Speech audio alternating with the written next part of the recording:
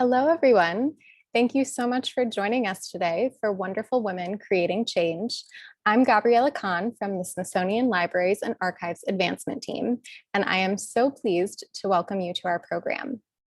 I want to gratefully acknowledge the Piscataway on whose ancestral homelands I live, as well as the diverse and vibrant Native communities who make their home here today. Before we get started, I want to go over a few things. Your mics are automatically muted for the duration of the event, and you will not be on video. We are recording the program so that we can share it with those who weren't able to join us today. If for any reason you're disconnected, simply click on the link you clicked on to get here and you should be able to rejoin. We are also sharing the live transcript. If you do not want to see captions, you can turn them off by clicking on the live transcript button and hiding the subtitles. You'll see a toolbar at the bottom of the screen. Please feel free to use the chat feature to introduce yourself and interact with your fellow Smithsonian Libraries and Archives friends. However, if you do have any questions for our speakers, please submit them at any point through the Q&A feature. This will make sure that we don't miss them during our Q&A portion at the end. We hope that everything will go as smoothly as possible, but just in case there are any hiccups, please bear with us. Again, we are recording the program so that we can share it with those who weren't able to tune in or if there are any technical issues. And just like so many of you, our speakers are at home today, so please excuse any potential background sounds or surprise visitors. So History and Cultural Heritage Months, like Women's History Month, are wonderful opportunities to highlight, celebrate, and bring light to stories about communities that are often underrepresented. But these stories can't and shouldn't be relegated to just 1 month of the year. Women's history is the history of all of humanity. The two are inextricably linked. It's also the history of Indigenous, Black, Latino, Asian, and all peoples, as well as the history of art and science and business and culture and technology and a million other things. And that's the beautiful thing about the Smithsonian. With our breadth and depth of collections and knowledge, we strive to tell the full American story year-round through so many different lenses. So as we've shared during our programs in the past, the Smithsonian Libraries and Archives plays a key role in this storytelling.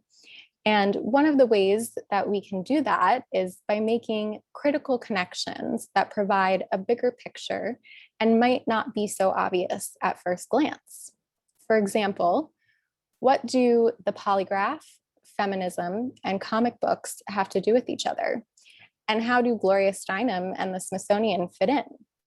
So today we're going to answer those questions. We'll use our collections from the Dipner Library of the History of Science and Technology and the Smithsonian Institution Archives to make some illuminating connections between Wonder Women and real-life wonderful women, and share what we can learn from these fictional and non-fictional figures. And of course, we'll have time for your questions. But before we dive in, I want to give a huge thank you to our sponsors of our program. As you might have seen, and as you can see on the screen here, Deloitte is generously sponsoring the Women's History with Smithsonian Libraries and Archives program series so that we can share these important and often lesser known narratives. So I'd like to invite Heather Reilly, principal at Deloitte, who leads their defense, security, and justice business, to share a little bit about why Deloitte is excited to support this series. Thank you. So for those out there, I'm Heather Reilly. I'm a leader in our defense, security, and justice business. And I'm excited to be here as part of Team Deloitte today and sponsoring the Smithsonian's Wonderful Women Creating Change event. First of all, I'm a huge supporter of the Smithsonian institutions. I'm a lifelong resident of the DMV, and so the history and the culture have been critical to me growing up. And I hope that my children appreciate it as much as I do, and I try to make it a part of their lives as well. As a firm, we believe in highlighting, empowering, and celebrating women. As a leader, I'm passionate about amplifying women's voices to both celebrate achievement and to help them challenge orthodoxies that prevent us from being our best selves in the workplace. This week, I had the opportunity to sit down with Viola Davis, a wonderful woman and superhero in her own right, and we talked about International Women's Day, which was earlier this week. And I was moved by a couple of nuggets that she shared with me as part of the conversation. And I think they're so applicable to the ideas of this evening, and it's all about what it takes to create change. One of the things she said is, change requires some discomfort. If you're afraid to jump, then jump afraid. Like Wonder Woman and the amazing women working in the Smithsonian, sometimes just moving is the biggest action you can take. May we all be moved towards actions, no matter how big or small we think they are, just so we can create change. I'm honored to be a part of this event, and on behalf of Deloitte, thank you for the change that you are creating. Thank you so much, Heather. I love that. And it's thanks to our supporters like Deloitte and like all of you that we're able to, tell these stories and serve and grow as a trusted resource for knowledge. So without further ado, I would like to ask our speakers to introduce themselves before we get into the program. So Leela, let's start with you.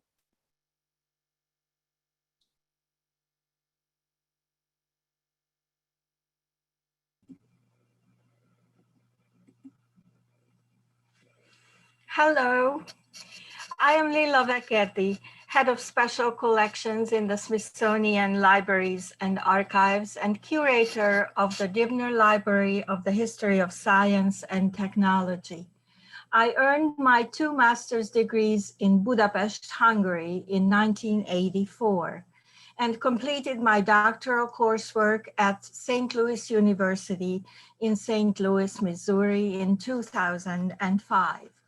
My research interest and publications are in the history of science and medicine, as well as in rare book and manuscript studies, and often cover the overlay of these fields. I am really happy to be here this afternoon, and thank you for the opportunity to talk about Wonder Woman and the holdings of the Dibner Library to you. Thank you, Leela. Liz? Hi, everybody. It's great to be with you tonight. Thanks so much for having me. I thought one way to kind of narrate my background is to talk about my intersections with the Smithsonian over time. I grew up in Ohio and Illinois, mostly as a child. And so my first encounter with the Smithsonian was on my 8th grade trip to Washington, DC. I imagine that might be true for multiple people on this call. But it was my doctoral research that first brought me to the Smithsonian as a historian. While finishing a dissertation on the history of American philanthropy, I had the opportunity to spend a year at the Smithsonian considering how its own unique congressional charter, granted in the mid-19th century, laid the groundwork for the structure and strategy of future philanthropic foundations. Now that's a story for another time, but there's a lot to say there too, which I think is fascinating.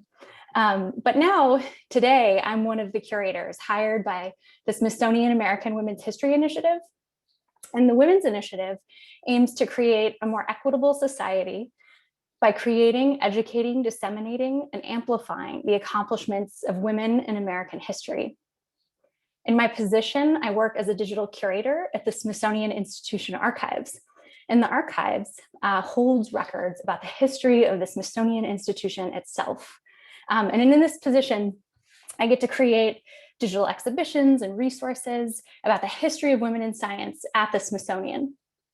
I'm so excited to be at the Smithsonian to do this work. As I know, most of you on this Zoom will know, the Smithsonian is one of the nation's first scientific institutions and national museums.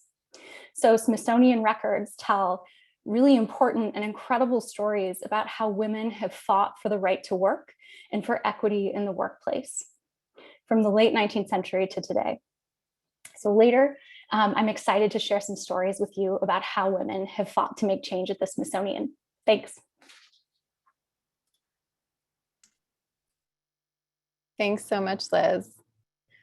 So the Dibner Library has a whole trove of fascinating Wonder Woman related materials, as Leela mentioned. And within those materials lies the answer to the question I posed earlier of what do the polygraph, feminism, and comic books have to do with each other? So I will now turn it back over to Leela to tell you more. Yes, I am really happy to tell you a lot about what we have in the Dibner Library in relation to Wonder Woman. Just to tell you the highlights now, let me give you a short list. We have a complete early run of the Wonder Woman comics from the inception of it to 1948.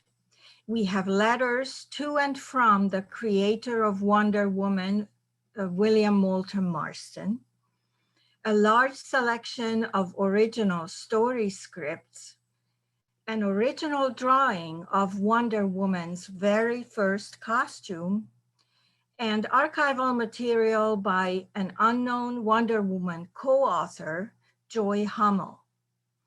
These primary sources are providing rich research materials for scholars scrutinizing the history of comics and 20th century American social history in general, and form a basis for exhibitions and online projects to publicize our resources to the interested public. But let's start the story at the absolute beginning. On this very first page of the original script of the comic series, William Moulton Marston, creator of Wonder Woman, describes her origins the following way. Who is Wonder Woman? Where does she come from? How does she obtain her human yet invincible abilities?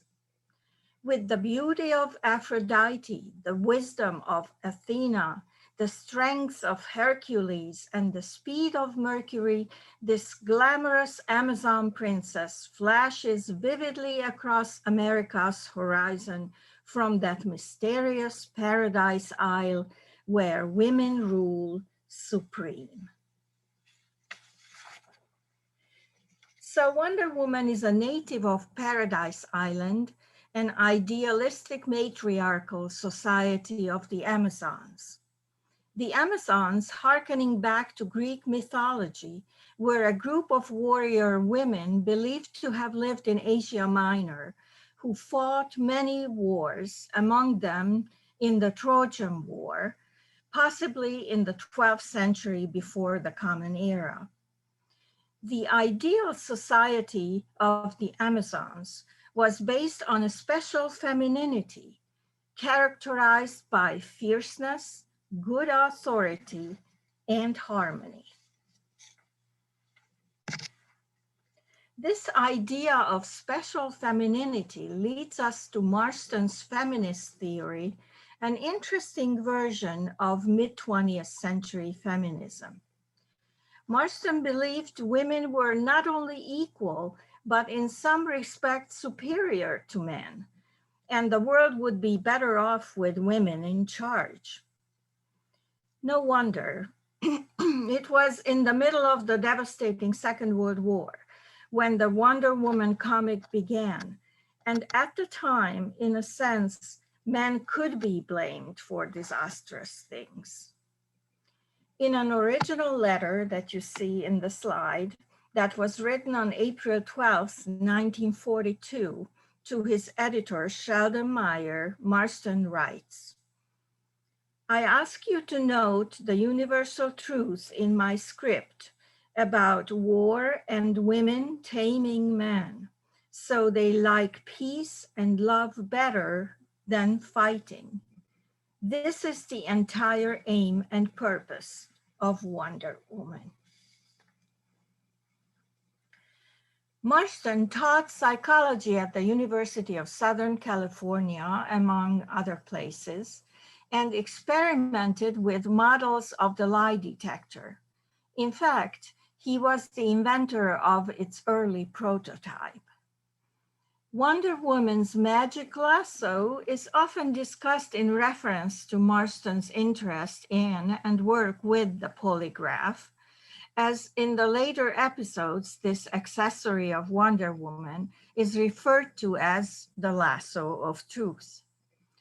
From his experiences in psychology, Marston became convinced that in certain situations, women were more honest than men and were able to work faster and more accurately.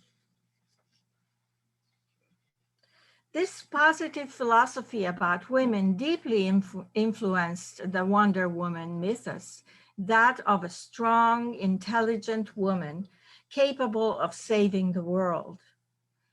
In the comics, the kind of persona Wonder Woman represented, according to Marston, had to manifest as athletic and feminine at the same time. In that respect, the costume was very important. The topic led to the discussion of Wonder Woman wearing a skirt versus shorts, which is documented in some of the letters in our Marston collection.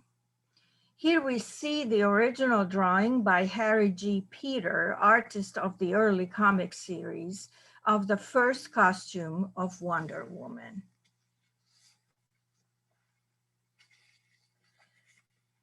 As a professor, Marston encountered a remarkable student, Joy Hummel, who in the original archival material held in the Dibner Library remembers the following.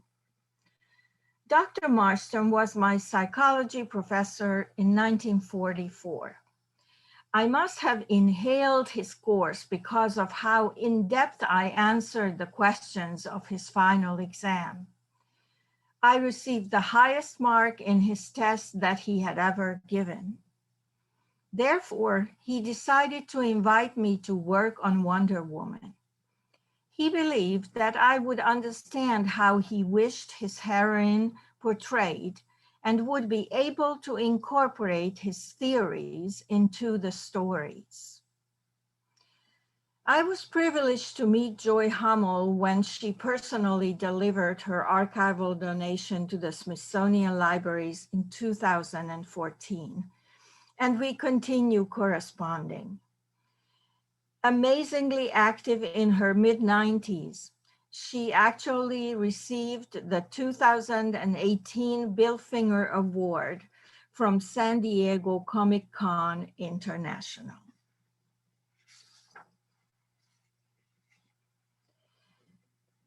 In her remembering lines, Joy Hummel continues, "It was great fun as our imaginations knew no boundaries. We collaborated with each other on story ideas, but then wrote our own scripts. Our scripts had to be very comprehensive, written like a play. The characters, setting, action, background had to be described in great detail to make sure our artist, Harry G. Peter, understood what we wanted depicted." On the slide here on the left, we see handwritten accounting books about Joy Hummel's work for Marston. You even see the pay. While on the right, there is a page of her original typescripts. Despite of the successful collaboration and the fact that after Marston became terminally ill, she took the leading role in writing, Joy Hummel's name never appeared on the published comics.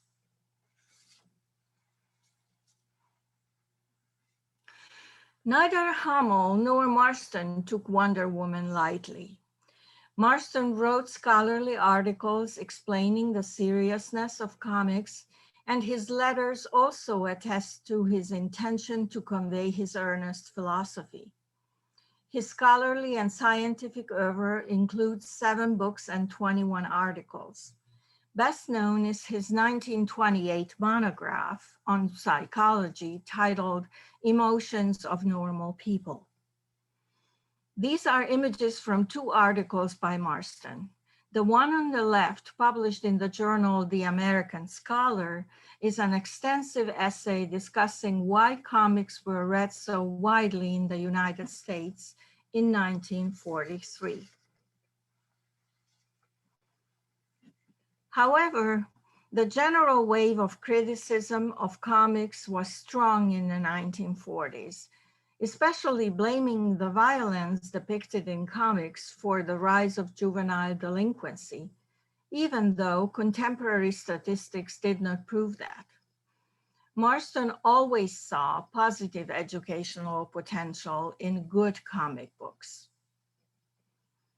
One recent example supporting his idea could be this National History Day display kiosk on the left, created by Pennsylvania high school students in 2017.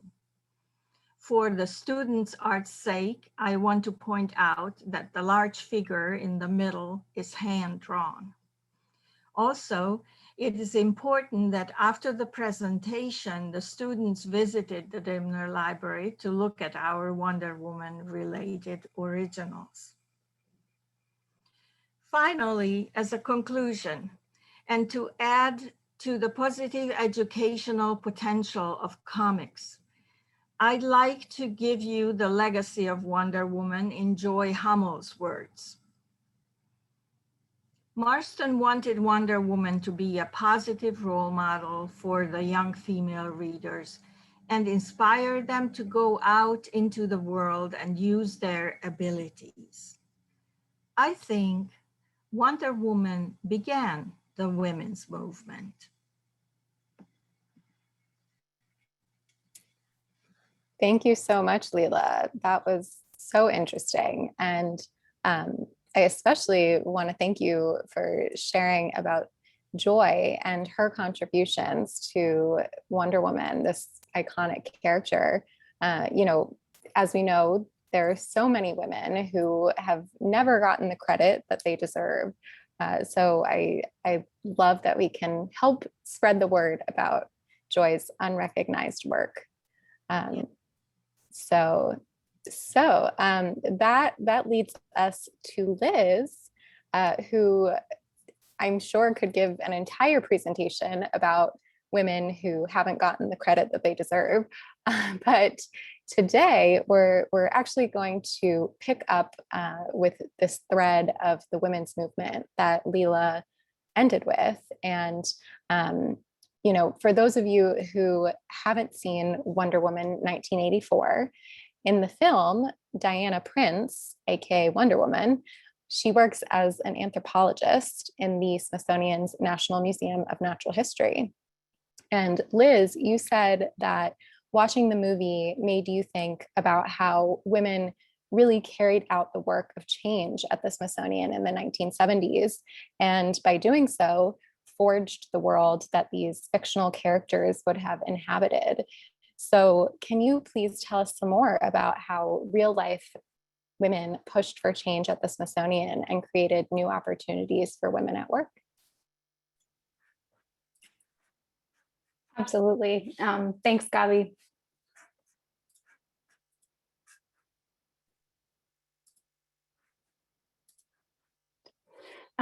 So yes, knowing that Wonder Woman 1984 would be set in and filmed at the Smithsonian, I was very excited to watch it over the holidays this year, as I think a lot of my colleagues were.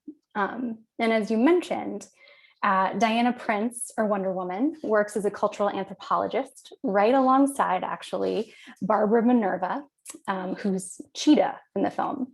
And Cheetah is a geologist and gemologist at the Smithsonian's National Museum of Natural History. So one of my first questions that I asked myself as I watched, you know, was who would colleagues have been? of Wonder Woman and Cheetah at the Natural History Museum in 1984. And in fact, they would have had a number of female colleagues working in fields across the Natural History Museum, like entomology, vertebrate and invertebrate zoology, and botany. And on the right here, Dr. Serena Sorensen would likely have been Barbara Minerva, the geologist's only female colleague working as a curator in geology at the time. In fact, Sorensen started in 1984 and would become curator in charge of the National Rock and Ore Collection in 1988. And Diana Prince would have had a few female colleagues working in anthropology as well. One of them would have been Joanna Cohen Scherer. Scherer worked for the Smithsonian beginning in 1966. She started as a museum technician in the National Anthropological Archives, and in 1970 transitioned to the position of illustrations researcher for the 20-volume handbook of North American Indians in the Smithsonian Office of Anthropology. In the photo on the left here,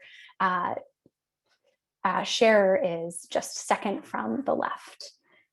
So during Scherer's time in the department, she faced numerous instances of gender discrimination. And we know that in part because we have her personal papers at the archives, which offers documentation. And so by 1974, the Department of Anthropology had never hired a woman curator, despite the fact that there were thousands of professionally trained female anthropologists in the discipline. So determined to change the system, Scherer filed a class action and sex discrimination suit against the Department of Anthropology. The complaint was settled in her favor in 1975. And soon after, though, she filed a reprisal complaint claiming that after her victory in the suit, management had retaliated against her. And as her records reveal, various supervisors harassed her, unfairly critiqued her work, and passed her up for deserved promotions. So that case was heard in the US District Court for the District of Columbia. And in 1982, the court again ruled in her favor. And it's worth noting that the Department of Anthropology did hire its first female curator, Adrienne Kepler, who in 1985. Okay, so if we move to the next slide. So while I watched the film, I also kept thinking about how women like Scherer and Sorensen really carried out the work of change at the Smithsonian in the 1970s. And by doing so, as Gabi said, forged the world that these fictional characters would have inhabited. Inspired by the civil rights movement in preceding decades, as well as the ongoing women's rights movement, I also wondered how else were women at this time fighting for gender equity and opportunity at the Smithsonian in the 1970s. And to answer this question, I'm going to explore some connections between the Smithsonian and Gloria Steinem. So from 1977 to 1978, Gloria Steinem held a one-year fellowship at the Woodrow Wilson International Center, which operated out of the Smithsonian Institution building, better known to staff as the Castle. And at the Wilson Center, Steinem's research focused on feminism and political theory. Although, it's worth noting at the time she was dashing back and forth between New York and DC because she was running Ms. Magazine out of New York. Smithsonian Institution archives records, as well as Steinem's personal papers at Smith College, document and show that in this period, Steinem had a number of rich interactions with women at the Smithsonian. Many women reached out to Steinem for advice and to discuss the status of women at the Smithsonian. In fact, in 1978, Steinem met with the Smithsonian Institution Women's Council to advise the group on carrying out the work of change at the Smithsonian and to broaden members' understanding of the women's movement. As described by attendees, the conversation was, in quotes, dynamite, great, wonderful. And one member even expressed her surprise at finding Steinem so agreeable. Steinem, she said, was nothing like what she expected. She said she was, quote, radiant. And we could spend some time unpacking that, those expectations and that kind of perception around Steinem in that era, but I won't for now. But okay, so if we move to the next slide, many of the women, in fact, who interacted with Steinem were part of the Smithsonian Institution Women's Council. So let me step back here and tell you a little bit more about the Women's Council. Truly, the 1960s marked the beginning of a sea change for women in the federal workplace. And I should say that's even though reforms were incomplete. Due to major policy initiatives and legal advancements, such as the 1961 Presidential Commission on the Status of Women and the revision of the 1964 Civil Rights Act in 1967 to include sex in the forms of discrimination prohibited within the federal government. At this time, the Smithsonian needed to comply with a host of new federal equal employment programs and address staff demands for equal rights and opportunity in the workplace. In this climate, many women at the Smithsonian advocated for more equity in hiring and career advancement, family-friendly policies, and the end of sexual harassment. And in 1972, Smithsonian Secretary S. Dillon Ripley formally created the Smithsonian Institution Women's Council to promote the status of women at the institution. Smithsonian staff elected women to serve on the council for fixed terms, and representatives participated in committees, attended conferences, and discussed opportunities to promote women's rights. The group formed a committee, in fact, to establish a child care center at the Smithsonian that would eventually, it took a long time, become the Smithsonian Early Enrichment Center, or SEEK.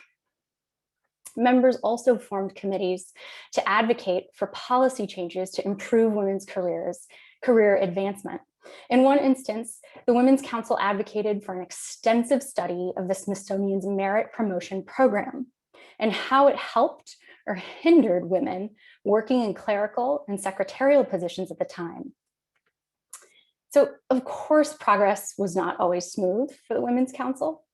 Women's Council records show that members often expressed frustration with the pace of change at the Smithsonian. In a 1974 speech, one Smithsonian staffer described the situation this way. And this is a longer quote, but it's worth reading to really give you a sense of the status of women at the Smithsonian, particularly in leadership positions at the time. So to start, the Women's Council has accomplished little in improving the general employment picture of women at the Smithsonian. When the council took office in 1972, about 33% of the workforce was female, but only 13% of the positions on middle and upper management levels were held by women. Today, the workforce is about 38% female, and only about 17% of management positions are held by women. No woman is on the executive committee that directs the future of the Smithsonian, and few are on the professional accomplishments committees. In fact, only about 12% of all supervisors are female. This means in the Smithsonian, where 4 out of 10 employees are female, women have little chance to make policy decisions or direct their own advancement, end quote. So the Women's Council had extreme challenges about representing its aims to leadership. Okay, so if we move to the next slide here. In the spring of 1979, Gloria Steinem returned to the Smithsonian because she was invited to deliver a final lecture. It was entitled "The Women's Movement Today." The talk is actually referenced in the Smithsonian's annual report that year, and it was covered by the Smithsonian's employee newspaper called The Torch.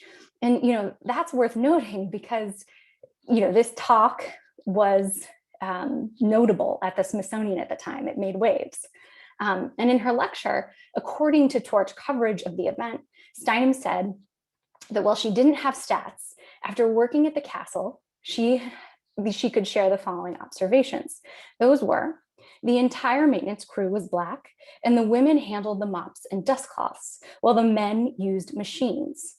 Steinem also noted that it seemed like many women were in secretarial positions and non-management jobs. And one thing I would want to share here is, if you look at the correspondence that passed between staff and Steinem, you can see that women were actually sharing stats about gender and minority representation at the time at the Smithsonian, but she chooses not to reveal that in these remarks, which I think is really fascinating. Okay, so if we move to the final slide here, according to the Smithsonian's institutional historian, Dr. Pamela Henson, Steinem's remarks had a real impact at the Smithsonian. Steinem's comments about the maintenance crews revealed that women were likely not operating machinery because if they did so, they'd be entitled to higher pay.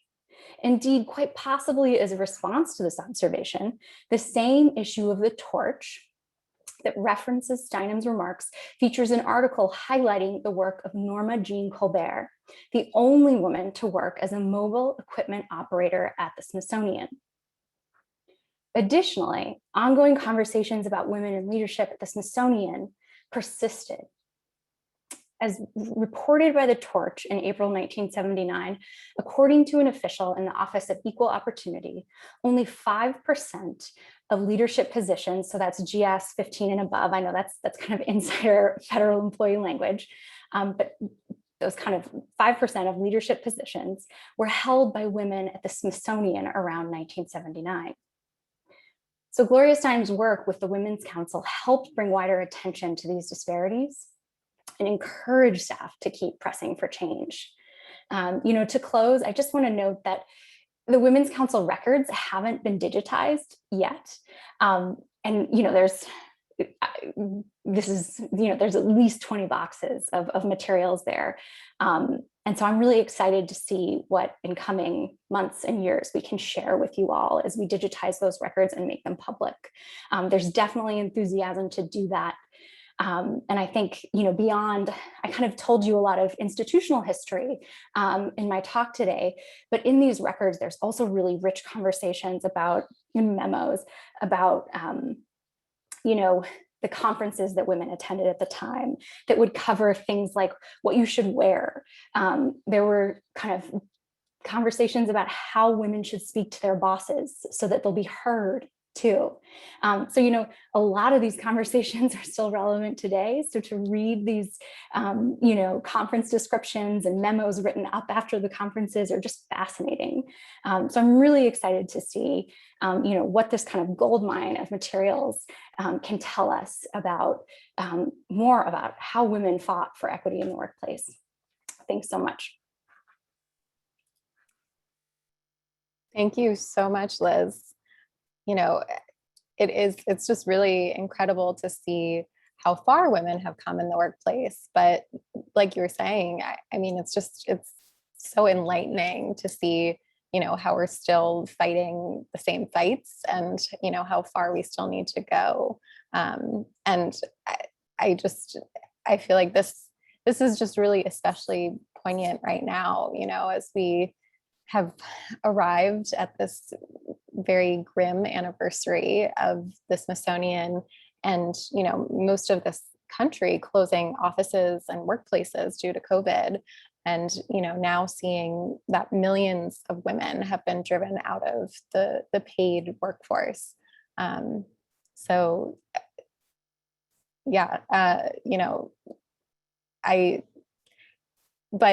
on the other hand, like our Vice President Kamala Harris said in her victory speech, I may be the first woman to hold this office, but I won't be the last.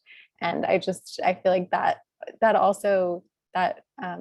statement, I just feel like it resonates with this whole story and the character of Wonder Woman and these real women just exemplified the resilience of women. And, we've come so far. And we're not going anywhere, and we're going to learn from the women who came before us and keep fighting for change. So thank you. So now I want to open it up to our audience questions. So again, if you have any questions for Leela and Liz, please submit them using the Q&A feature. So we have a few that have come in. So the first one here, is there any research or articles that point out why the creator of Wonder Woman, though recognizing the contribution of the women he hired, were not acknowledged? I guess this is my question. So Unfortunately, no resource refers to this issue because all the documents that we received from Joy Hummel are documents from the 1940s, from the time period before she started her collaboration and what happened during the collaboration, and nothing really referred in her remembering lines about even her need or ask to be mentioned on the comics. So she seemed to be, as I talked to her when she delivered the materials, she seemed to be happy with her role.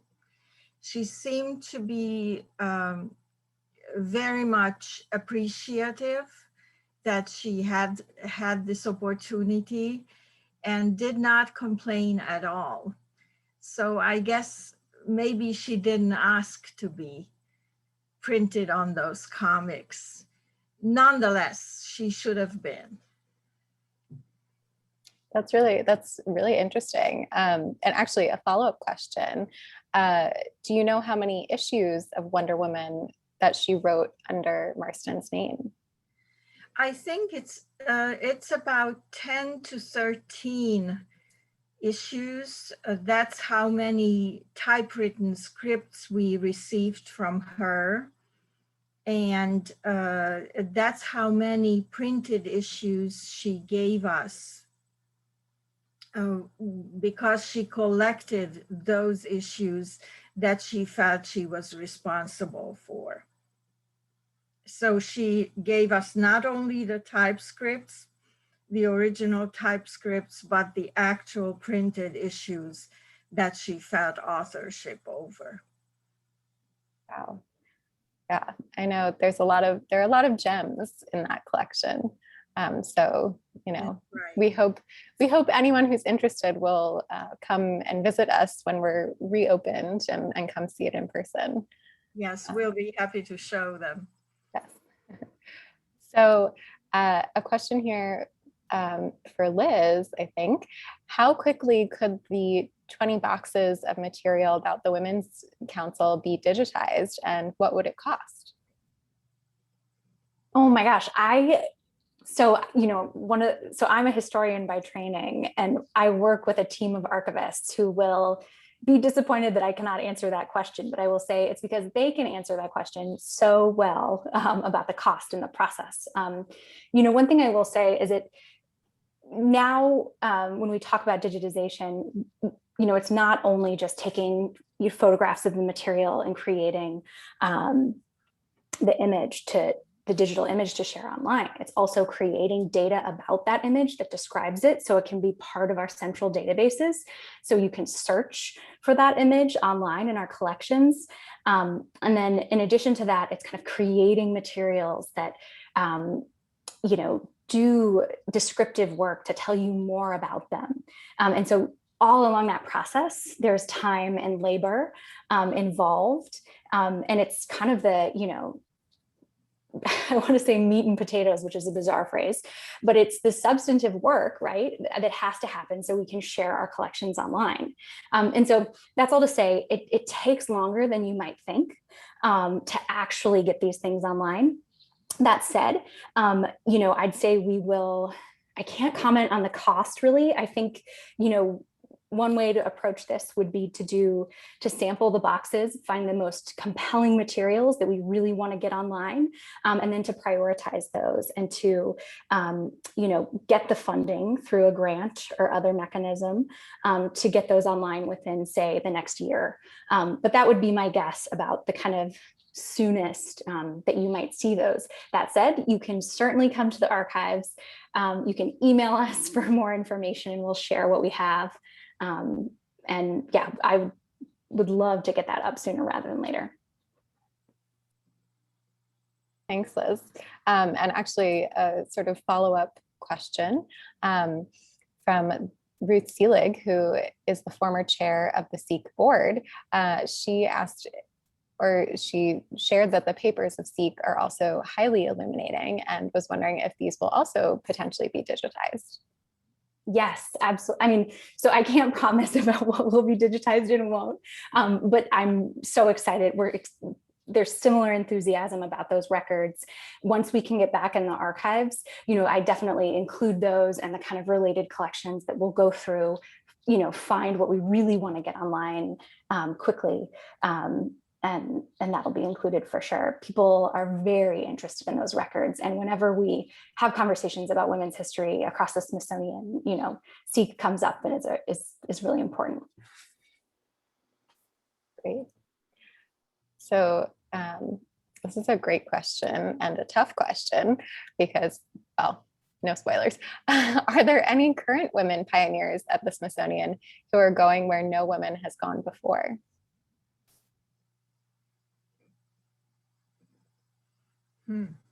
Yes, absolutely.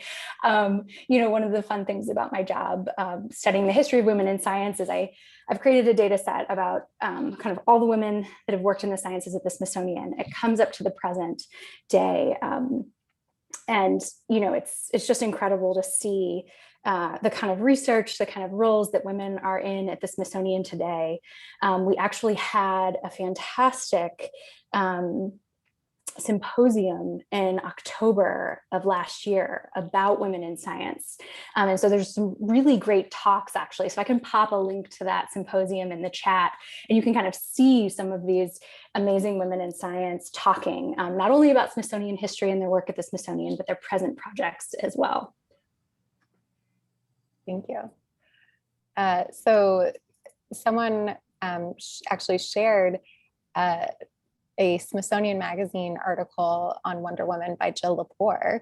And we can share that with the links that we'll share after the program as well. But Leela, can you tell us a little bit about, I know Jill Lepore came to the Dibner and did some of her research on Wonder Woman at the Dibner. Can you tell us a little bit about that?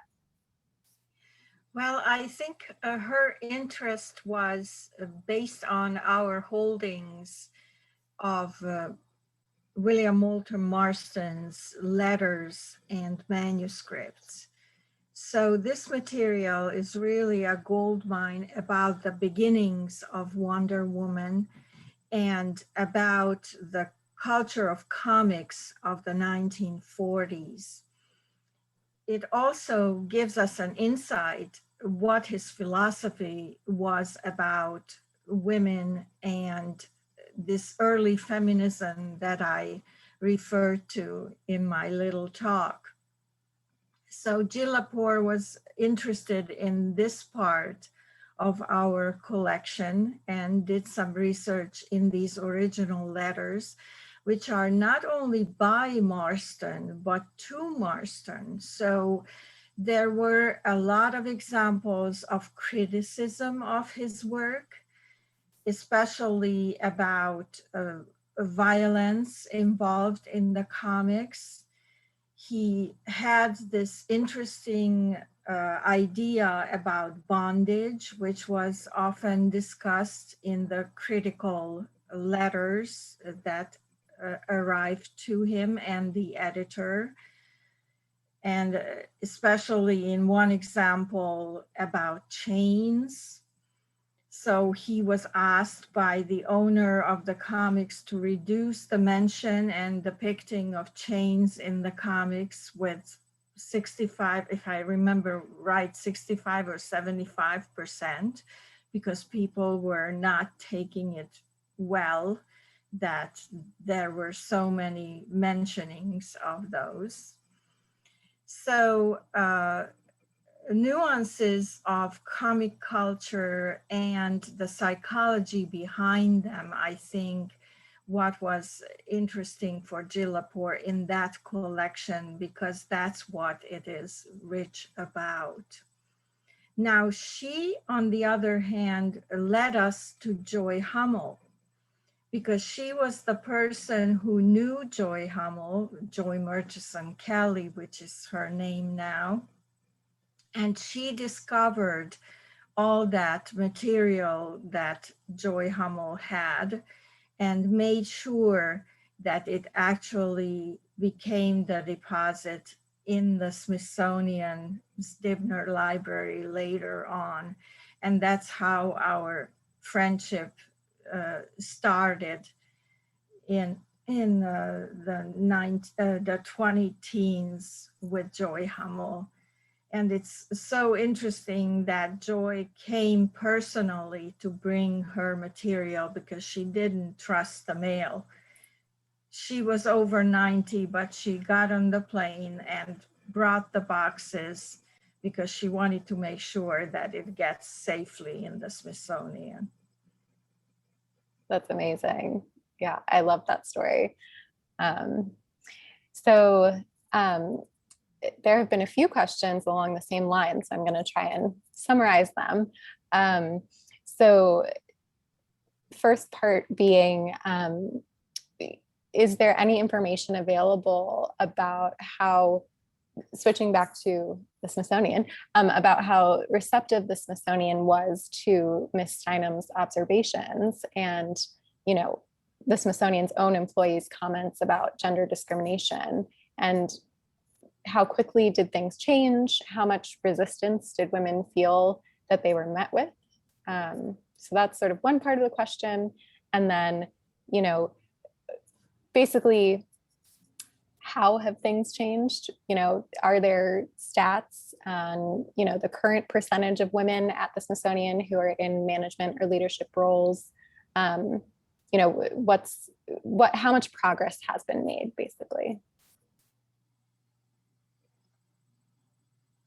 Yeah, so I don't have exact stats to share, but what I can say is I believe, so currently the Smithsonian is investing in programs to address some of the current barriers and challenges that women in science still face. And in part, that is because if you look at instances of gender imbalance across the sciences in particular fields, you see this kind of remaining imbalance, i.e. fewer women across the sciences. And so that's something that is has been a kind of raised at the Smithsonian, but also raised in academia and across the sciences. And you know, I know that the Smithsonian right now is kind of investing in projects to survey women in science, to find out more about how we can support women in science and, you know, be part of that solution, so that we can remove some of those barriers and work towards ending that gender imbalance. That said, to get to the part of the question about the representation of women across the Smithsonian, I do believe that overall, you know, we approach parity in a number of leadership positions. I'd need to look at the numbers to know if I'm overselling that, but I believe that that is approaching truth. But I think, again, in sciences, in science museums, that's where you start to see a kind of gender imbalance where there are less women leading and in leadership roles in some of the sciences. And that's true at the Smithsonian as well. So that's part of those conversations that I know women in science are having at the Smithsonian, or all people in science at the Smithsonian are having with the kind of support of leadership too right now. So that's the kind of current status. You know, the thing I'd say about change, the kind of the change over time question about what changed for women, what didn't. You know, I think, you know, one thing to say about historical change in some ways, right, is thinking back to the suffrage movement, and is that change isn't always just linear and a progress, right, of like constant gains. There's wins and losses. And so I'd say over time, it's not just a consistent story of gains throughout history, although the arc is obviously, I think, very positive in a lot of ways too. I think I'm excited when we can get back into the records to look at the records of the Equal Employment Opportunity Office, as well as the Smithsonian Women's Council. This is ongoing research for me. Before we closed, my position was fairly new, and I really only looked at the first box of the Women's Council records, but they just were incredible. And so I'm really hoping to have a richer answer to this question after I can go through those records more, and also look in tandem at the Equal Opportunity Office records, and to learn more about, for example, the Smithsonian Institution Minority Women's Council. There were debates about whether or not the Smithsonian Institution Minority Women's Council should be separate or work alongside or even be part of the Smithsonian Women's Council. And I know we have folders of materials about that. And that's a really important story for us to understand and share as well. Thanks, Liz. So another question here. Is there any way we can support the digitization or any Smithsonian projects? Do you take volunteers? We do. We do take volunteers, and I think any kind of support is very welcome for this kind of work. The type of work is very specialized though. So I think where we might accept help is organization and preparing the records for digitization. And I would be very happy to receive any notion of volunteer help. So I'm sure that my contact info is going to be in the chat or somewhere available, and we'll be happy to see any application. Yeah. So of course, that's sort of thinking about more of an in-person kind of volunteer opportunity, which like Leela was saying. Have now. Right. Well, but we definitely have in general, in quote normal times. But there's also the Smithsonian Transcription Center, which is a great resource. And, basically anyone all over the world can go and help transcribe digitized documents. So, that's been a phenomenal opportunity for people throughout the pandemic, because you can do it from anywhere as long as you have internet. So that's a great way that people have gotten involved, while we're all at home. And it's a great help. Yeah, and I just add super quick that, it's warming my heart to watch the chat and to hear your questions. It's so nice to hear that people are so enthusiastic about this topic. Sometimes just bringing awareness to that enthusiasm and interest in these particular records will help them in their kind of prioritization battle, which always exists, right, amongst large collections. So this is great. Yeah. And then I would be remiss if I didn't, of course, note that, financial support and donations and contributions are also a great way to support all of these efforts. And it's actually 6 o'clock on the dot, and that means our time is up. But I hope you enjoyed learning about these, somewhat lesser known stories about really wonderful women creating change. And of course, these are just a small fraction of what's held in our collections, as you have found out this evening. And, that's why I'm so thrilled that we'll be telling more of these stories about women through our programs with support from Deloitte. So again, before we go, I just want to express our gratitude to all of you who tuned in today, all of our supporters. And, we couldn't do what we do without you. So thank you so much. And if you have any further questions or comments or feedback, please don't hesitate to reach out. You can reach our whole advancement team at sla.org/advancement. rsvp@si.edu. And you can also share your thoughts by filling out our short survey after this session ends. And as we've mentioned a few times, we will be sharing both the recording of this program and the links that were shared in the chat in a follow-up email. So keep an eye out for that. And thank you again so much for joining us today, and stay safe and healthy, and good night. Thanks, everybody. Bye.